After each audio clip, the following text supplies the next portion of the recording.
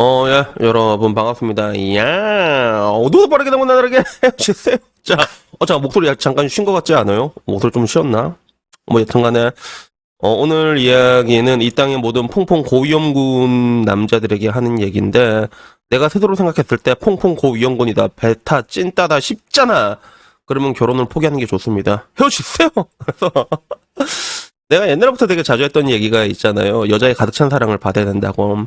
그리고 진짜 사랑에 빠진 여자는 난 절대로 배신하지 않는다고 생각을 한단 말이야. 근데 문제는 이제 그걸 받기가 되게 어렵다는 거야. 그리고 현대사회에 들어선 그게 더더욱더 어려워지고 있거든. 근데 공교롭게도 내가 어제 제 어반님 유튜브, 그러니까 이 채널 말고 본 채널에 나혜석이라는 1세대 꿀패미 대장이라고 꼽히는 그 여자의 이야기를 했어. 그래서 사실 그 여자가 뭐 이제 미술가로서 얼마나 위대한 업적을 세운지 모르겠지만, 근데 정말로 위대한 업적을 세웠다면 그렇게 길거리에서 객사하진 않았겠지, 그지?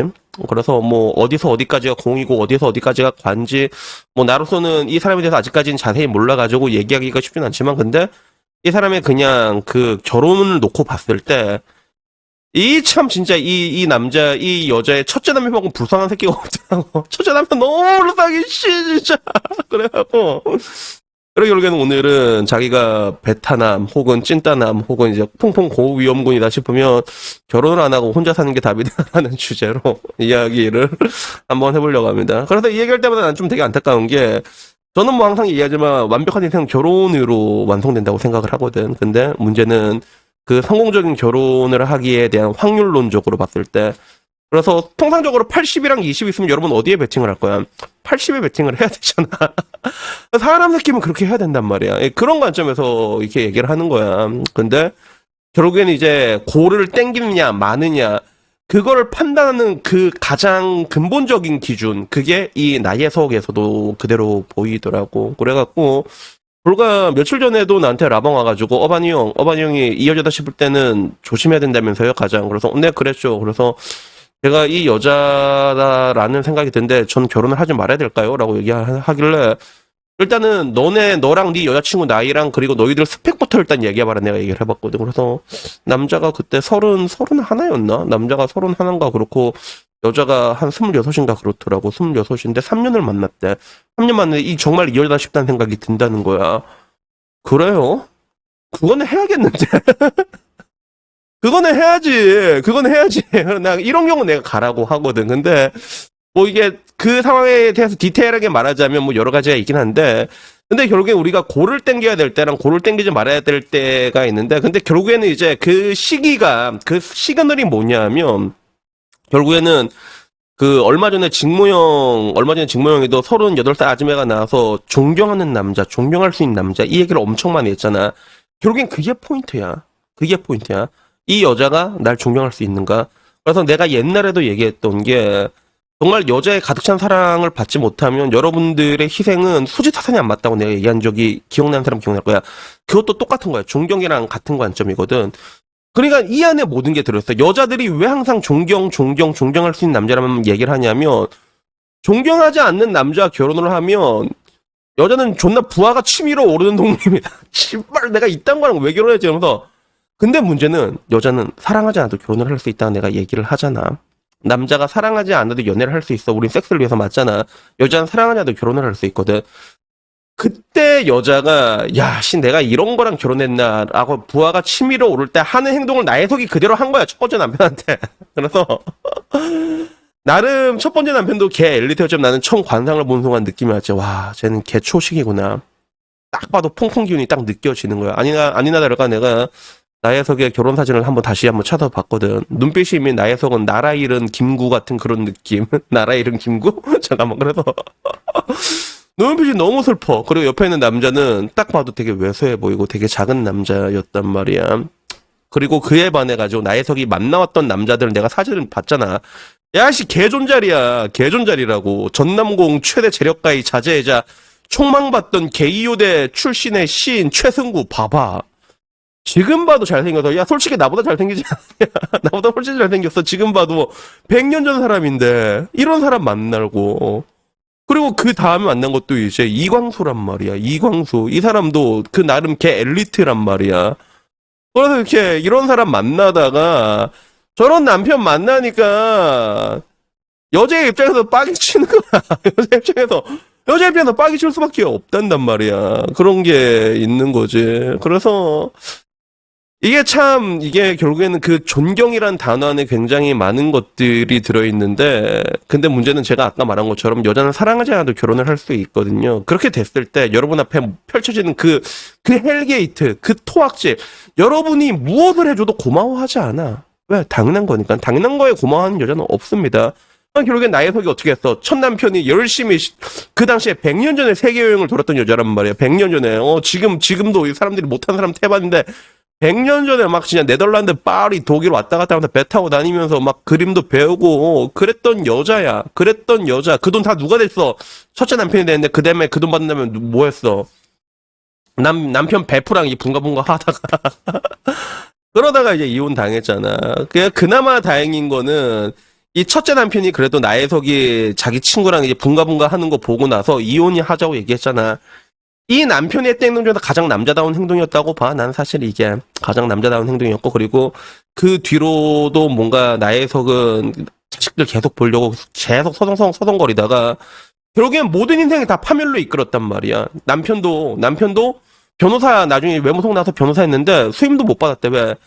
마누라가 그 당시에 너무 유명한 휴양년이 돼 있다 보니까 야 자기 마누라도 감속 못한 애가 무슨 변호사 수임을 맡겠냐. 그래서 변호사인데 가난하게 살았대. 이 사람도 가난하게 살다가 갔고 나혜석은 객사하고 그나마 자식들은 머리가 좋아가지고 서울대 법대 교사하고 하는 총재까지 갔다고는 하지만 결국에는 이제 전부 다 파괴해버렸단 말이야. 이 여자가. 근데 결국에는 이 여자가 파괴시킨 그 이면은 뭐냐면 결국에는 자기 남편을 존경하지 않았다. 요게 같았거든.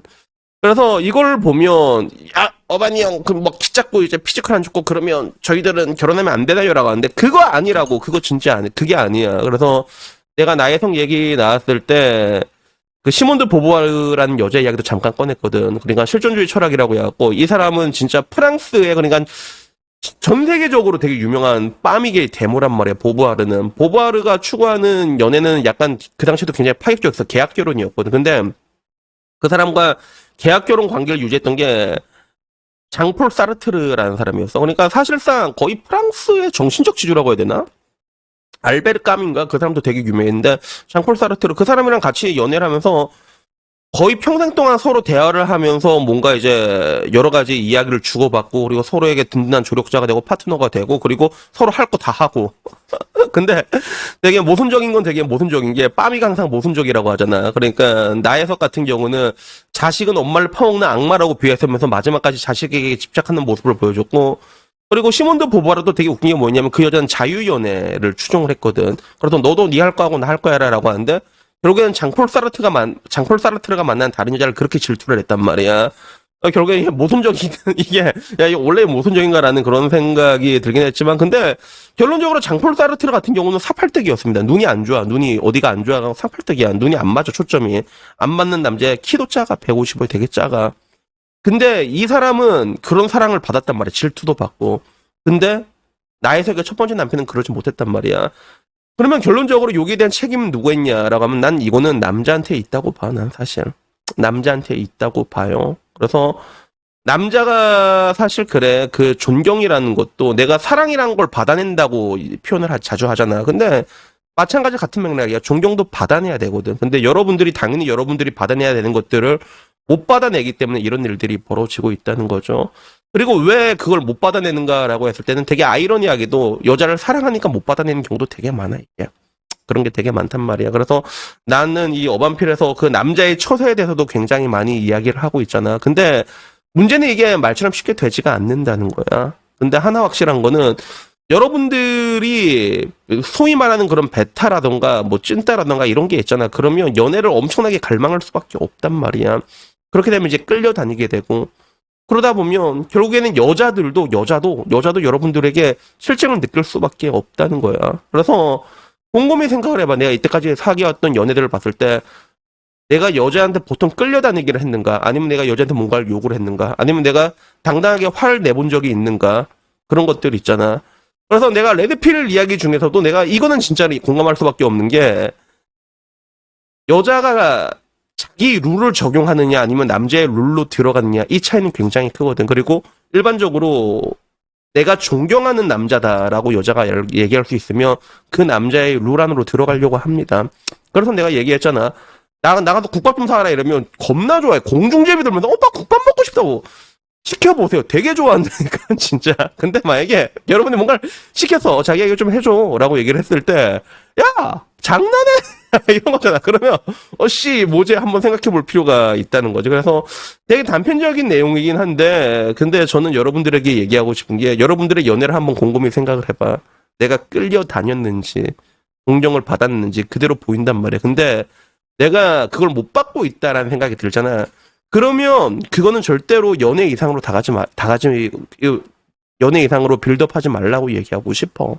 왜? 여러분들의 헌신은 굉장히 당연한 게 돼버릴 거거든. 그리고 현대사회에 와가지고 여자가 이렇게 취향연이 되게 좋은 그런 세상이 없단 말이야.